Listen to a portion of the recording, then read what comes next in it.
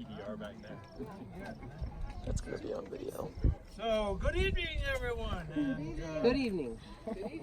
I guess you've already taken your places. So, lend me your ears for the next few minutes as we conduct the joyful business for which we have all gathered here on this glorious and life-affirming occasion. My name is Dusty Rhodes. I'm Jennifer's father, and I want you all to know that I truly am deeply touched and honored that Jennifer and Tim have asked me to officiate at their wedding here today. And I will do my best to honor their confidence. So, to begin, we're going to have We need to Barbara go up. We need, Dad. Gates, who is... Dad, we need to walk up. Yes, well, that's what I'm saying. Oh. We're very sleep deprived. It's the first time she's ever corrected me. And if you believe that, I have a bridge I'd like to offer you for sale. Alex's stepsister Barbara is going to... No, half-sister, Dad. Huh? Half-sister. Half-sister. You can just call it her sister. Yeah. This is going to be a stepsister, this is a half-sister. There we go. Barbara is going to escort Jennifer up since I'm already taken. All right, come on up, you two.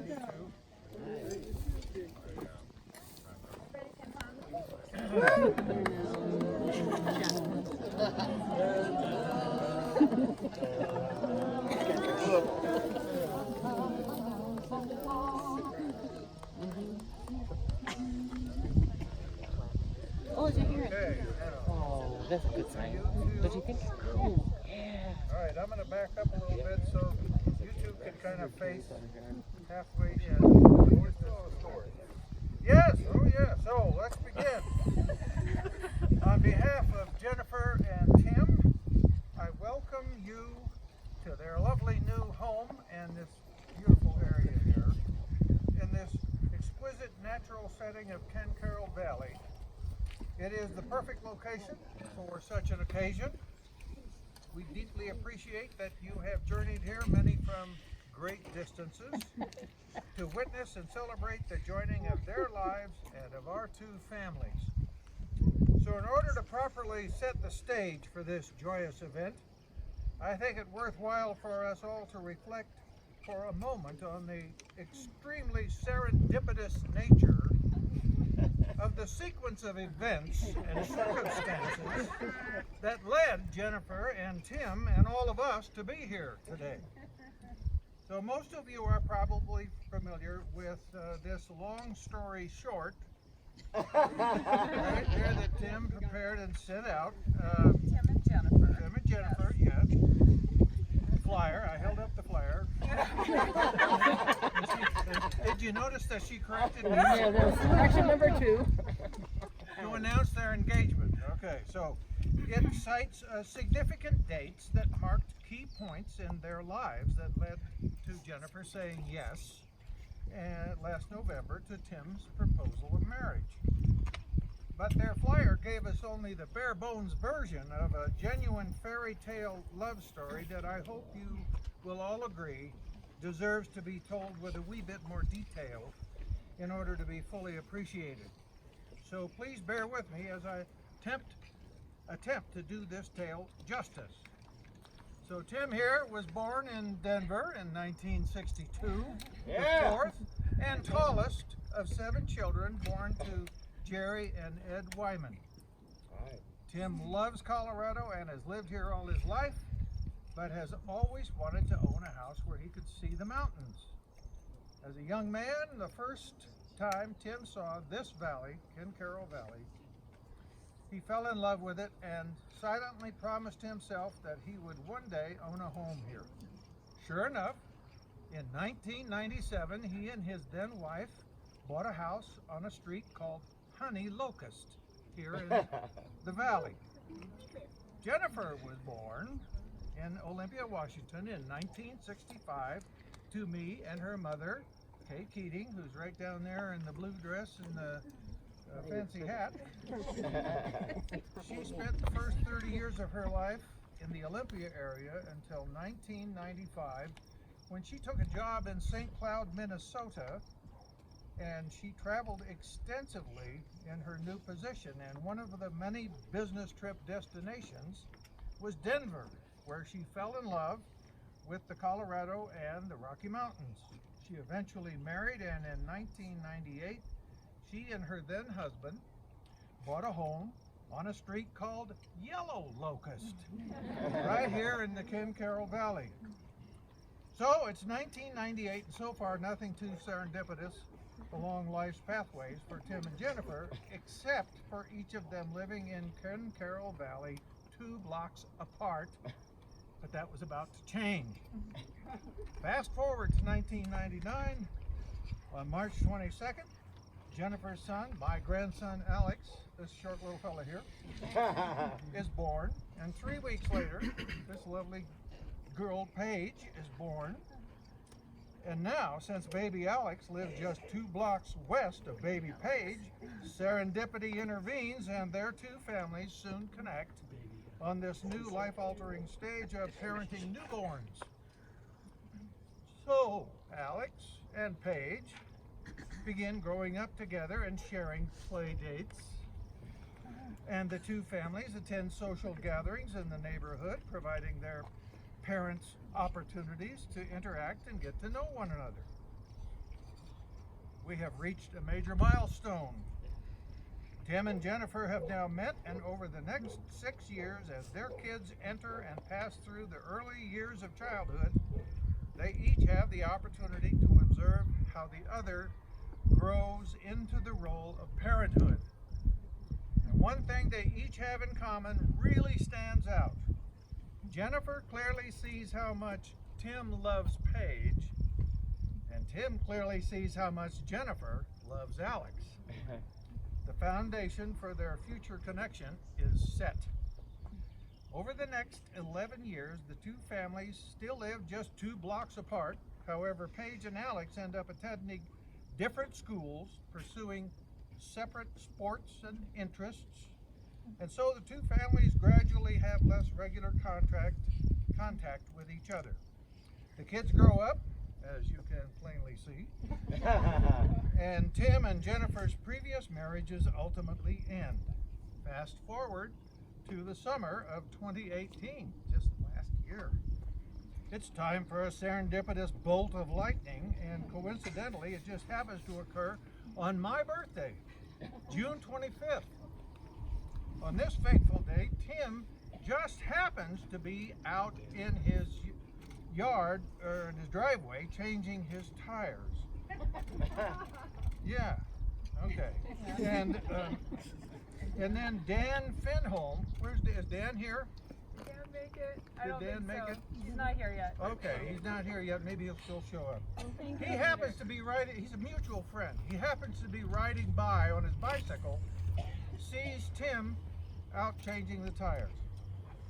Okay, so Dan sees Tim, rolls up to say hello and catch up on what's new in his world, and Dan tells Tim how sorry he was to hear about Tim's divorce a year earlier.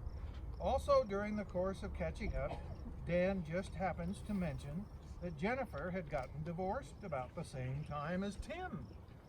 Whoa! This is serendipity on steroids. Okay, we're closing in on the...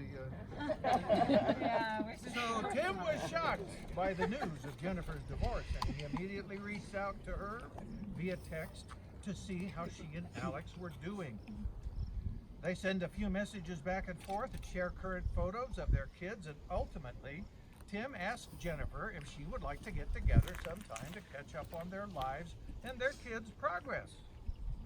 3 days later, June 28th, Tim and Jennifer meet for dinner, and of course they end up having what they later refer to as the best non-date ever that neither of them wanted to end. Whoa, again. So, we're almost to the end now. A few weeks later, Jennifer calls me and casually tells me that she has re-met someone she has known for nearly 20 years. And as she proceeds to fill me in on the history of Alex's connection to Paige and Paige's connection to Tim, I can sense that despite her attempts to control her enthusiasm, her heart is beating faster than I suspect it ever has. I am both happy and anxious for her, but I trust her intuition, and as the call ends, I'm hoping for the best. Then, over the summer of 2018, my wife Annie, who is right down here in the black top and the white skirt there, and I get to meet Tim over the phone and are immediately won over by his openness, his sincerity, his good-natured humor, his genuine interest in getting to know us, and most of all, his obvious love for Jennifer. After each call, we would pinch ourselves and wonder if we were dreaming, or if this guy Tim could possibly be as wonderful as he seemed from 1,200 miles away over the phone. All right, any reservations that Annie and I may have had regarding Tim were utterly dispelled last October when my mother, Betty, passed away while I was traveling with a friend in Australia and New Zealand. As soon as Jennifer and Tim learned that Mom was failing, they came immediately to Olympia to be with my mom in the final days of her life and to help Annie, my wife, cope with the crisis. And then, with the aftermath of Mom's passing, when I called to ask Annie what Tim was like in person, she replied that he was everything we had imagined and so much more. I realized then that I could complete my journey in the Southern Hemisphere without worry, knowing that Tim was there, standing in for me, supporting Annie and Jennifer in their grief, and helping them to complete the sad tasks at hand. Tim had dropped everything to come and be with Jennifer and Annie and our family in our time of need, seeking only to be of assistance in whatever ways he could. His dedication and unwavering support for us continued right through all of the funeral planning and beyond, and I came to realize that this is simply who Tim is and how he sees his place of service in the world. Then on November 30th, Jennifer and Tim called us to announce their engagement, which immediately filled us with boundless joy and made us happier than we had ever dreamed we could be. So now here we are on June 14th, 2019, which is not only Jennifer and Tim's wedding day, but is also the birthday of Tim's mother, Jerry, who Tim credits as the person whose love, wisdom, and faith made him into the man he is today. Jerry always encouraged Tim and believed in him, built up his confidence and self-esteem, and gave him the gift of compassion for others. So, understandably, and with Jennifer's urging, Tim wants to honor Jerry by making her birthday also his wedding day. Well now, I hope you have found my telling of Jen and Tim's fairy tale love story worth the time it took to tell, and that it properly sets the stage for us to witness the lifelong commitment of love for each other that they are about to make. That said, let's begin. All right. I became how did that happen? Did you sound? I became a. No, we don't need to explain authorized that, to do Dad. this. Number 3. Tim, already the son of my heart, what have you to say to Jennifer about your love for her Yeah. and about the future you envision for your life together from this day forward? Okay. So here we go. Here we go. We have to announce in the crazy, what do you call it, whirlwind of the last 6 months. We've been up till 2 and 3 and 4 in the morning making all this happen. Last changing night, houses 4 in and the everything. morning. So Yeah. it's our excuse for not having prepared vows. But I'll fix that. As Dusty said, My my dad can write the vows in the next couple hours. Here, what? So The my love admiration for story Jen kind of did. tells them for you. Yeah. Exactly. My admiration for Jen did start 20 years ago when I saw her with Alex. You could tell he was just the love of her life, and she was so devoted to bringing him up and bringing him into this world, and had so much love for him. And that's exactly how I felt for Paige, and we kind of made a connection there, and it was really, really fun watching her bring Alex up. Then again, as I found she became available, I really wanted to connect with her. And the admiration turned from love, as I used to tell her, with lowercase, to love with uppercase. The last year almost, I felt deeper and deeper in love every day for her. We've just had the most wonderful time together. Every day is special, and I can't wait to spend the rest of my life with you. I'll always be here for you. I'll always be here to hold your hand. I'll always be here to hold you. I'll always be here for you. Now you're getting ahead of me.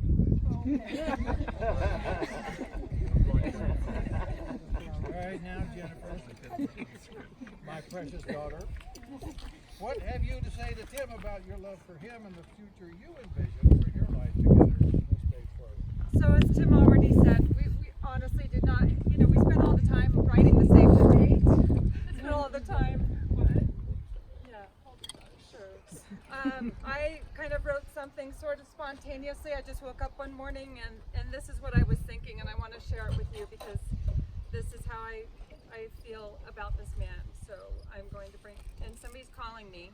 It's spam. It's the same prefix as my phone, so you know it's spam, right? Okay. So here we go. Oops. Oh, that's the wrong one. Hang on. So painful. I'm sorry, you guys.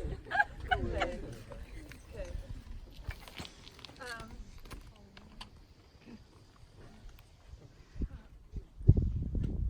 Okay. Tim, I have been in love only 2 times in my life, and 2 times only. And when I say love, I know that word can mean a lot of things because I love my parents, I love my friends and my family, all of you. I love gluten-free bagels. But love hit me hard and deep and life-altering true for the first time in my life in 1999 when my son Alex was born. I had never known a love like that, and it hit me so powerfully and so life-alteringly true to the core. It changed me for the better, for the best. I never expected to feel a type of love that was that strong and life-changing ever again. But fast forward to the summer of 2018, and I got a text from you. And over the next few days, weeks, months, and now a year, I began to experience life-altering true love that was the same as it was before with Alex, yet different. I never have felt this way in my life. I didn't know it was possible to love a man this much, but I do. And Tim, the part of you that I love more than anything is how much you love your daughter, Paige. And seeing you as a father over the years. It's the most beautiful thing. So how much you've always loved her and how much you always will. So I too am just so deeply in love. I hope you all experience this in your lives. You cannot imagine. This man is incredible. I love you so much. We're not supposed to do this yet. Well, ring a ding ding. Here we go. Well, folks, it sounds to me as if they've thought this whole thing through well enough. I think it's time to produce the rings, which has already happened. Alex and Paige didn't even have to do the job. Okay, trust me, this is the last page. No offense to the rest. All right. Tim, please recite after me. I, Tim, ask you, Jennifer. I, Tim, ask you, Jennifer. Oh, okay. To ac- Here we go. That's all right, you can. Okay, here we are. Okay. All To right. accept this ring as a symbol of my love for you. Okay, yes. To accept this ring. I accept it. Okay, Oh. all right. You guys are the best. And of my promise. And of my promise to you that without reservation, And of my promise to you without reservation, I will honor and cherish you for all the rest of our days together. I will honor you and cherish you. Jennifer, please recite after me. I, Jennifer, ask you, Tim, I, Jennifer, ask you, Tim, to accept this ring as a symbol of my love for you to accept this ring as a symbol of my love for you, and of my promise to you that without reservation, and of my promise to you that without reservation, I will honor and cherish you for all the rest of our days together. I will honor and cherish you for all of the rest of our days together. So now, by virtue of the power vested in me by the two of you, and under the laws of the state of Colorado, and in the presence of all who have assembled here to bear witness to these proceedings, I now proclaim you to be husband and wife from this day forward. Tim, you may kiss your bride again.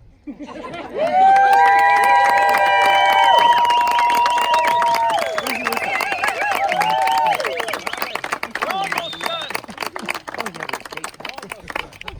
Okay. So, to all of our assembled friends and family, I now joyfully present you, Tim and Jennifer Wyman, with this Irish blessing. May you be poor in misfortune, rich in blessings, slow to make enemies, quick to make friends, but rich or poor, quick or slow, may you know nothing but happiness from this day forward, and may your home always be too small to hold all your friends. I think that's true. Thank you. Okay. So let the celebration begin. Hey!